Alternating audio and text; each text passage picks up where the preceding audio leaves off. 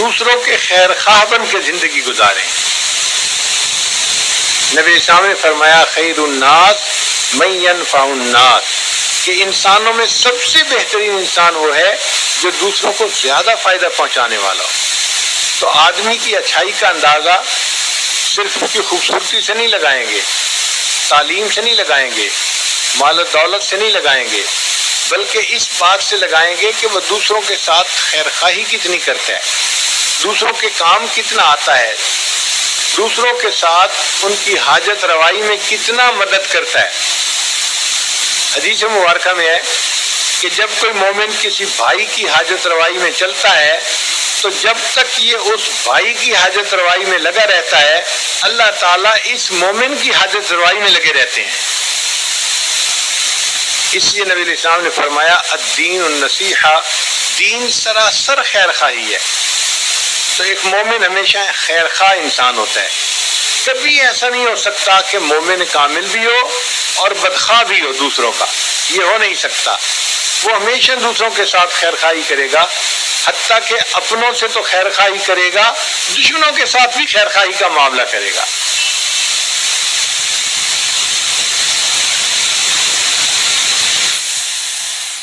نبی علیہ السلام نے صحابہ کرام کو یہ خیر خواہی کی صفت ایسی سکھائی کہ سب صحابہ ایک دوسرے کے خیر خواہ تھے، سب صحابہ۔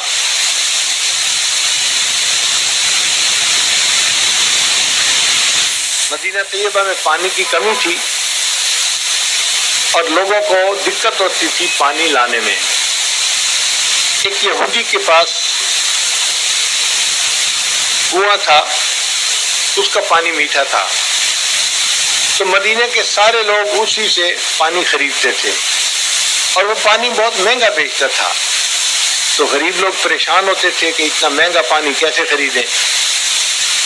سیدنا عثمان غنی اللہ عنہ کے دل میں خیال آیا کہ غریب لوگ پانی سے اتنا تنگ ہیں تو ان کے مسئلے کو حل کرنا چاہیے۔ چنانچہ وہ یہودی کے پاس گئے اور اسے جا کے کہا کہ بھئی آپ اپنا کنواں مجھے بیچ دیجئے۔ یہودی نے کہا نہیں جی، میری تو اس سے بڑی آمدنی ہوتی ہے، میں کیوں بیچوں۔ حضرت عثمان غنی اللہ عنہ بھی ایک پرفیکٹ بزنس مین تھے۔ انہوں نے جب دیکھا کہ یہ یہودی نہیں مان رہا تو انہوں نے اس کو آفر لگائی، بھائی آپ قیمت پوری لے لیں اور جو کنویں کے حقوق ہیں وہ مجھے آدھے دے دیں، آدھے اپنے پاس رکھیں۔ اب یہودی اس ٹریپ کے اندر آ گیا کہ مجھے قیمت پوری مل جائے گی اور 50% شیئر دوں گا اور 50% میرے ہوں گے۔ چنانچہ اس نے سودا کر لیا۔ سیدنا عثمان رضی اللہ عنہ نے اس کو فل پیمنٹ دے دی اور آدھے حقوق اس سے لے لیے۔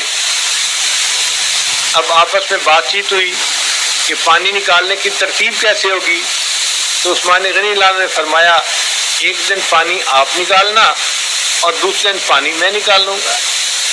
تو یہ ترتیب طے ہو گئی۔ جب مالکانہ حقوق مل گئے تو سیدنا عثمان غنی اللہ عنہ نے اعلان کروا دیا کہ جو میری باری کا دن ہے اس میں کوئی بندہ بھی اگر پانی چاہتا ہے تو وہ آئے اور یہاں سے فری پانی بھر کے لے جائے۔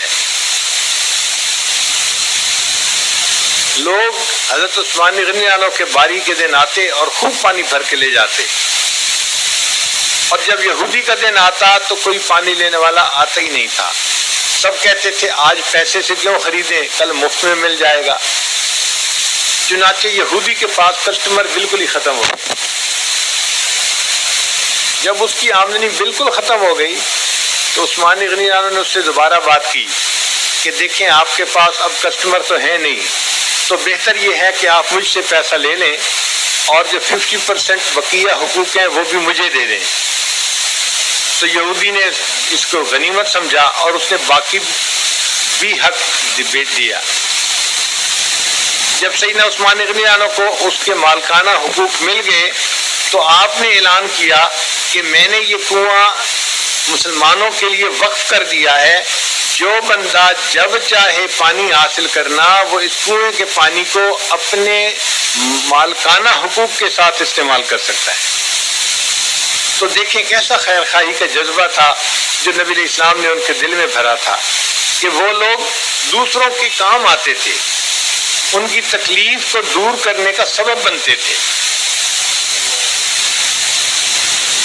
ایک مرتبہ مدینہ میں گندم کی کمی تھی اور گندم بڑی مہنگی بک رہی تھی، چونکہ شارٹیج تھی، قیمت اس کی 5-7 گنا بڑھ چکی تھی، اور عین اس موقع پر سیدنا عثمان رضی اللہ عنہ کا ایک قافلہ شام سے آیا گندم لے کر۔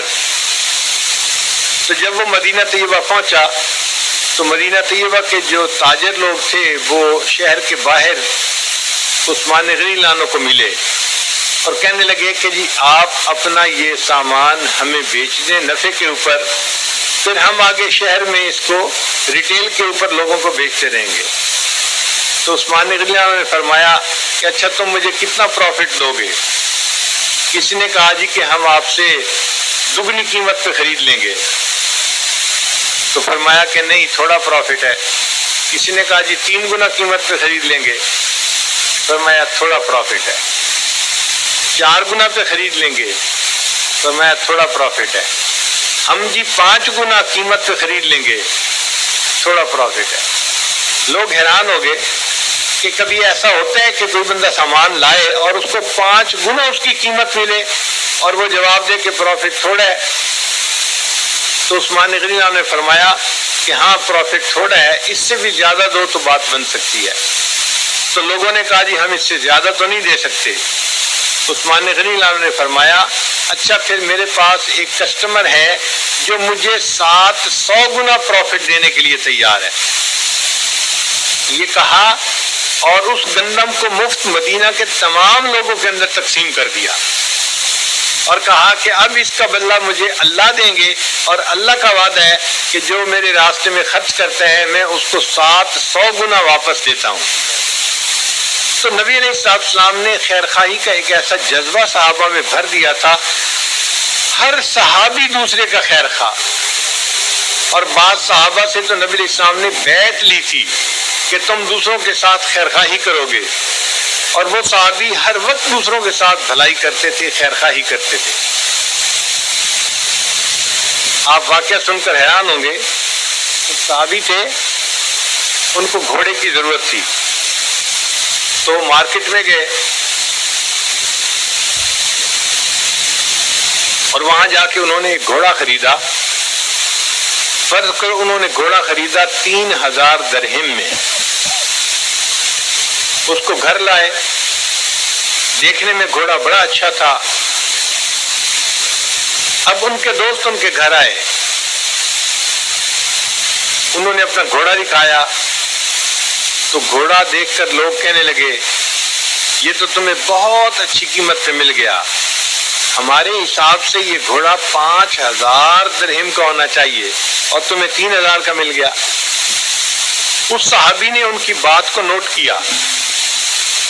جب اگلا دن ہوا تو گھوڑے کے مالک کے پاس واپس گئے، بھائی میں نے آپ سے گھوڑا خریدا تھا، آپ نے اس کی قیمت 3000 درہم لگائی تھی، مگر گھوڑا زیادہ اچھا تھا اور آپ کو اپنی چیز کی ویلیو کا خود بھی اندازہ نہیں تھا، تو میں آپ کے ساتھ برائی نہیں کر سکتا۔ لوگوں نے اس کی قیمت 5000 کہی ہے، آپ 2000 مجھ سے اور زیادہ لے لیجئے۔ چنانچہ 2000 اس کے مالک کو اور ادا کیے۔ کچھ دن گزرے تو اور لوگ ملنے کے لیے آئے، ان میں سے ایک صاحب نے کہا کہ جی میں گھوڑے کو بھگا کے دیکھنا چاہتا ہوں۔ ان کو بھگائیں تو وہ مہمان گھوڑے کی پیٹھ پر بیٹھے، انہوں نے گھوڑے کو بھگایا، گھوڑا بہت تیز رفتار تھا۔ واپسی پر وہ کہنے لگے یار تمہیں بہت اچھی ڈیل مل گئی کہ تم نے اس کو 3000 میں خریدا، مجھ سے پوچھو تو یہ گھوڑا تو 7000 درہم کا ہے۔ اب انہوں نے اس کی بات کو بھی نوٹ کر لیا اور اگلے دن پھر گھوڑے کے مالک کے پاس گئے، بھئی آپ نے گھوڑا مجھے 3000 درہم کا بیچا تھا۔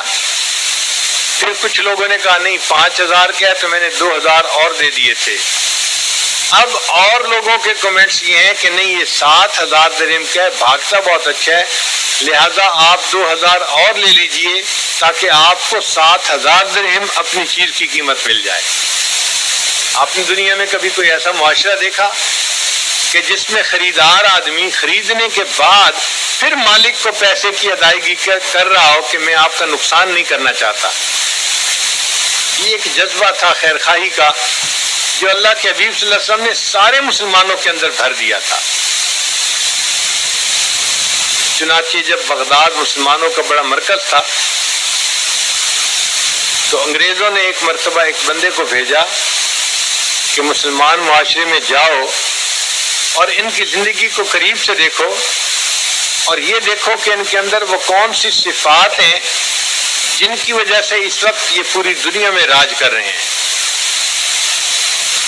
تو وہ بندہ آیا بغداد میں، اسے بھوک لگی ہوئی تھی، اس نے سوچا کیوں نہ میں پہلے ریسٹورنٹ پہ کھانا کھا لوں۔ چنانچہ وہ ایک ہوٹل پہ گیا اور اس نے کھانے کا آرڈر دیا۔ جب وہ بیٹھا کھانا کھا رہا تھا تو اس نے محسوس کیا کہ ساتھ والی جگہ پر ایک اور آدمی بیٹھا کھانا کھا رہا تھا اور وہ بار بار اس کی طرف دیکھ رہا تھا جیسے پہچاننے کی کوشش کر رہا ہو۔ پھر وہ بندہ کھانا کھا کے چلا گیا۔ جب اس بندے نے جو باہر سے آیا تھا جائزہ لینے کے لیے کھانا کھایا تو یہ کاؤنٹر پہ آیا کہ میں اپنے کھانے کے پیسے ادا کر دوں، تو کاؤنٹر والے بندے کو کہا بھائی مجھے اتنے پیسے ہیں میں ادا کروں۔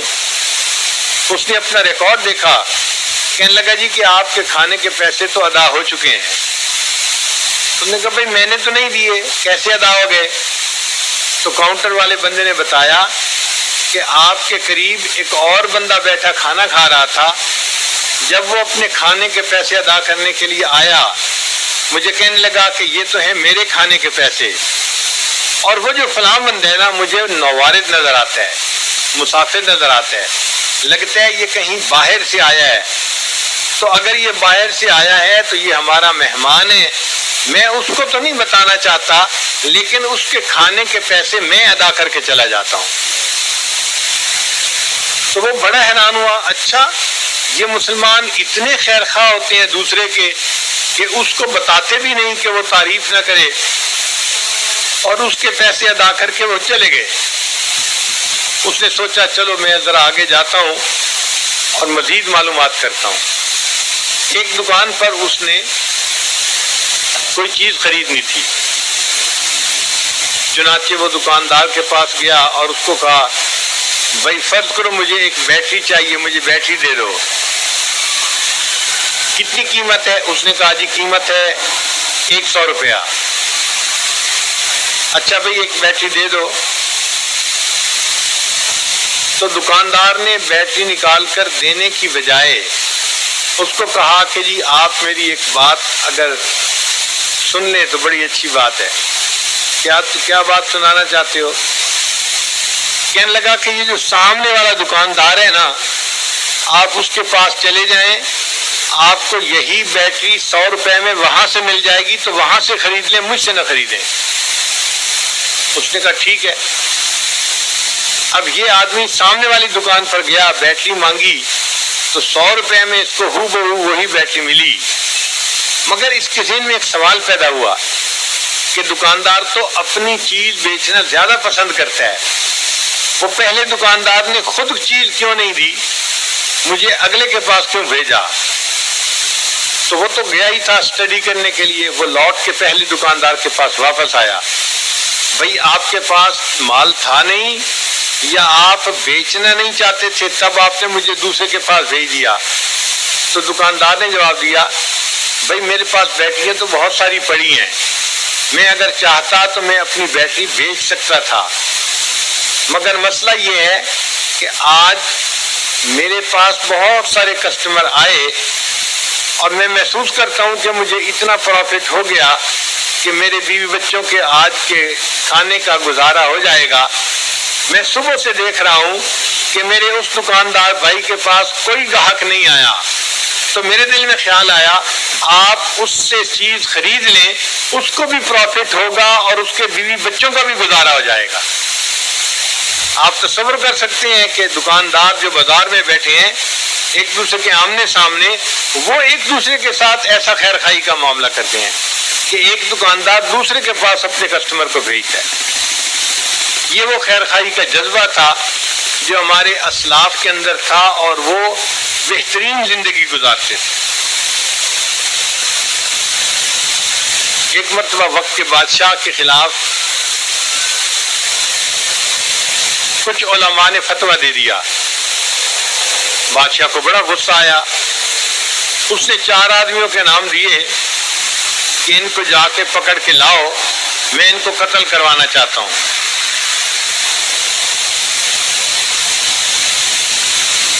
پولیس گئی اور اس نے ان 4 بندوں کو پکڑ لیا۔ اب وہ 4 بندوں کو پکڑ کے جب لائے تو بادشاہ نے کہا کہ اچھا ان کو قتل کروانے ہیں، جلاد کو بلاؤ۔ جلاد کو بلا لیا گیا۔ اب ان میں ایک ایسے بزرگ بھی تھے کہ بادشاہ کو ان سے عقیدت تھی، تو بادشاہ چاہتا تھا کہ میں باقیوں کو تو قتل کروا دوں اور اس کو کسی ہیلے بہانے سے میں معاف کر دوں گا۔ چنانچہ ابوالحسن نوری رحمۃ اللہ علیہ ان کا نام تھا۔ بادشاہ نے ان 4 بندوں کو ایک جگہ کھڑے ہوئے دیکھا تو کہنے لگا کہ نہیں، یہ جگہ اچھی نہیں ہے، آپ لوگ ذرا اس جگہ سے دوسری جگہ آ جائیں۔ جب دوسری جگہ انہوں نے لائن بنائی تو پھر ابوالحسن نوری سب سے آگے کھڑے تھے، تو بادشاہ بڑا حیران ہوا کہ یہ قدرتاً آگے کھڑے ہوئے، یہ جان بوجھ کے آگے کھڑے ہوئے، میں نے تو قتل کروانا ہے، اور ابوالحسن نوری کو میں معاف کرنا چاہتا تھا، یہی سب سے آگے کھڑے ہیں۔ تو جب بادشاہ نے ان کو بلا کے پوچھا کہ ابوالحسن کیا مسئلہ ہے، تم آگے کیوں کھڑے ہو؟ تو ابوالحسن نوری نے جواب دیا، آپ ہم 4 بندوں کو قتل کروانا چاہتے تھے، میں خود اپنے ارادے سے سب سے آگے کھڑا ہوا، بھائی کوئی مرنے کے لیے آگے تو نہیں کھڑا ہوتا۔ انہوں نے کہا ہاں، میں اس لیے کھڑا ہوا کہ جتنی دیر آپ مجھے قتل کرنے میں لگائیں گے، میرے بھائیوں کو اتنی دیر اور زندہ رہنے کا موقع مل جائے گا۔ جتنی دیر مجھے قتل کرنے میں لگے گی، اتنی دیر میرے بھائیوں کو دنیا میں اور زندہ رہنے کا موقع مل جائے گا۔ ایک وقت تھا کہ ہم دوسروں کے اس قدر خیر خواہ ہوتے تھے۔ کتابوں میں واقعہ لکھا ہے، ایک شہر میں 2 عالم تھے، ایک چھوٹے تھے اور ایک بڑے تھے، نام ایک جیسا تھا۔ تو بادشاہ نے ایک مرتبہ پولیس بھیجی کہ بڑے کو گرفتار کر لیا جائے۔ پولیس والے غلطی سے چھوٹے عالم کے پاس آ گئے اور اس کو پکڑ کے لے گئے۔ اب یہ جو چھوٹے عالم تھے، ان کو بھی پتا تھا کہ یہ پکڑنا بڑے کو چاہتے تھے، لیکن نام کی وجہ سے یہ مجھے پکڑ کے لے جا رہے ہیں۔ وہ چھوٹے عالم چلے گئے، ان کو جیل میں بند کر دیا گیا۔ انہوں نے 4 سال جیل کے اندر گزارے، مگر یہ نہ بتایا کہ بھئی جس کو پکڑنا چاہتے ہو وہ میں نہیں، اسی نام کا بندہ کوئی اور ہے۔ تو کسی نے ان سے پوچھا کہ تم نے ان کو کلیریفائی کیوں نہیں کیا؟ ان کا دیکھو میں چھوٹا عالم ہوں، میں نہ بھی ہوا معاشرے میں تو کوئی فرق نہیں پڑتا، وہ بڑے عالم ہیں، ان کے ہونے نہ ہونے سے بڑا فرق پڑے گا، تو میں نے سوچا میں جیل کی مشقتیں برداشت کر لیتا ہوں، اور وہ میرے دوسرے عالم جو ہیں شہر میں زندگی گزاریں تاکہ لوگ ان سے علمی فائدہ اٹھاتے رہیں۔